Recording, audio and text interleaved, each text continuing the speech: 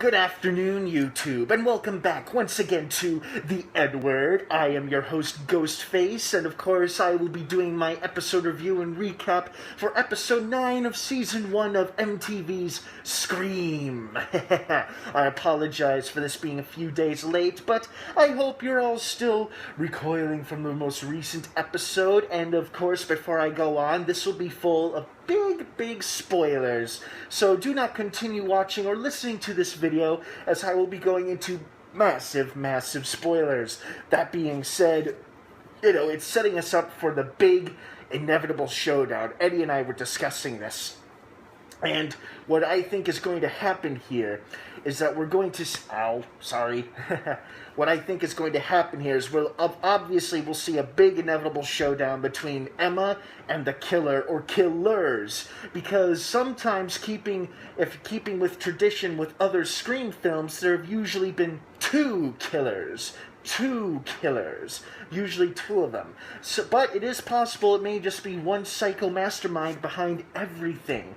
Now, they're trying to convince us that Branson is the killer, but obviously I don't think he is. At least they haven't confirmed that yet. They've tried to tie him to all of the deaths and the murders, but Eddie and I were talking about this, and we think Piper is definitely involved. Piper is one of the two killers, if not the only killer. And, given, her size and, being a woman, not being as strong as a man, she probably has a partner working with her, and it's either Kiernan or Jake. It's got to be one of those two. I just don't see Noah being one of the two killers. He is a film geek, but if they stay tradition to the movies, I doubt the film geek is at all involved in the killings. He may just be another victim or bystander. And all of a sudden, oh my goodness, the sheriff has been taken hostage by the killer. Why take the sheriff alive out of all the potential victims? Why the sheriff? What's so special about him? People are saying that Kiernan wouldn't even want to hurt his own father, even if he is a twisted, murdering psychopath. He wouldn't kill his own father. So perhaps he is one of the two killers, or maybe not. Maybe he's just simply been at the wrong place at the wrong time. Sure, he might have been seen at the bar with Nina the night before she died, but that could have been a coincidence. It is entirely possible that Kiernan and Branson are working together, or Branson and somebody else is working together, like Branson and Piper.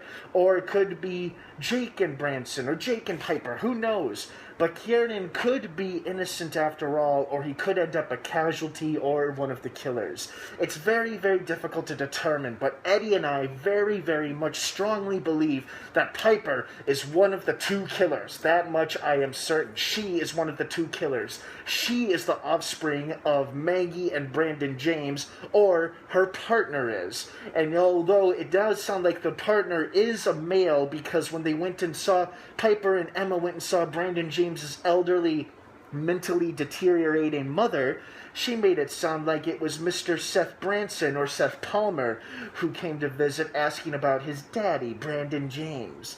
But then at the end of the episode, as Piper reveals to Emma right before, during the Halloween dance, footage of the sheriff being held captive, oh no! It sounds like it was Kiernan who went to visit. Besides, I thought to myself, Branson is, true, a couple years older than Emma, but he's not that much, he is older than her, but I don't think he's old enough to be the offspring of Brandon and Maggie. I don't think he is Brandon James's son. Now, he may be one of the two killers, and he could be equally responsible for all the bloodshed. However, I don't think he is the son of Brandon James. The son of Brandon James either has to be Jake or Kiernan. Or, if they decide to pull a twist on us, it could be Piper, who is the daughter of Brandon James, and she's the one and her partner who have been carrying out all of these gruesome murders and tormenting Emma and her family. At least that's what Eddie and I think. But overall, This episode, it didn't, it got us leaning towards a couple of suspects here, but at the same time, there is a lot of doubt with a lot of these characters. Somebody was spying on Brooke right when she was about to take a shower through her webcam laptop. We know that Jake and Will were in the business of filming and blackmailing people, so it was most likely Jake. However, he could be innocent and could be the killer, the same person who broadcasted the captive sheriff to the dance floor at the high school. So, there's still a lot of doubt going on, even though the evidence looks pretty damning towards Branson, towards Kiernan, his newly discovered little fling with Nina. Well, there was no fling, but they did talk to each other the night before she died. So it is all very, there's a lot of coincidences, and there's also a lot of doubt as well, lots and lots of suspicion. This episode, I think, out of all the episodes, in my opinion and Eddie's opinion, this episode really, really raised a lot of suspicion with all of these characters. What other secrets are being kept from everybody? Is Kiernan involved? Is Jake involved? Is Piper involved? Who is the child of Brandon, James, and Maggie? Who is the half-brother or half-sister of Emma? We'll certainly find out next Tuesday when we see the Season 1 finale of Scream. And yes, for those of you who are wondering, it's already been renewed for a second season, which makes me and Eddie wonder, if we're going to find out who the killer is at the end of the first season, then how can this show have a second season?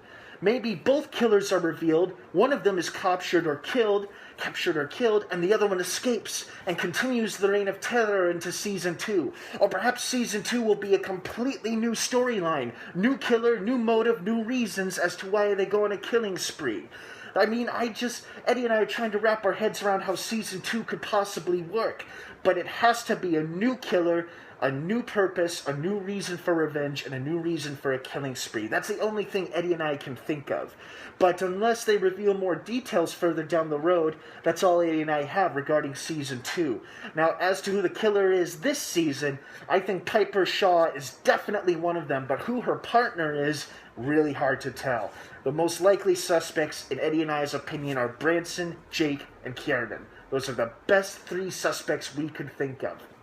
So, yes, that's what I definitely think we're going to see. The inevitable showdown, the standoff between Emma and her killer, the shocking reveal as to who the killer is, the famous pulling off the mask to reveal the killer's identity, or identities, if there is two killers, and the whole reason as to why they are doing this. And of course, that reason is most likely vengeance upon Emma, because they feel like they were robbed of the childhood and the family life, the experiences that they felt they deserved, since Maggie is their mother, and Brandon James, their father, was shot and killed. So, it's going to be very interesting to hear what the actual reason is from whoever the killer is as to why they did all this and why they killed the people they killed. But overall, very good episode, very, very intriguing, very interesting. And it is possible that somebody is using Kiernan and Branson as pawns in this unholy chess game, so to speak. Branson and Kiernan may have their dirty secrets, but they may not be killers. They may not be involved at all. Somebody could go to very, very elaborate depths to framing both of them, or at least definitely Branson. Kiernan's got some damning secrets too, but it may not be enough to convince people he's the killer, or it might be. But now somebody released Branson somehow broke out of jail, or his partner sprung him out, and Kiernan has suddenly disappeared. And now, of course, they want us to believe it's Kiernan and Branson working together, which it very well could be. But I believe that Piper Shaw is still involved somehow, because her thoughts from that last episode about being a child whose father isn't coming back statement, that remark really struck a chord with me and Eddie. So that's what Eddie and I think. We're going to see the big inevitable showdown between Emma and the killer or killers, and that'll give us some clue as to what's going to happen in Season 2. I think we're going to lose a couple more characters, possibly Jake, possibly Noah, probably Brooke. Who knows? Maybe Piper herself, whether or not she's a killer or a victim, we'll find out.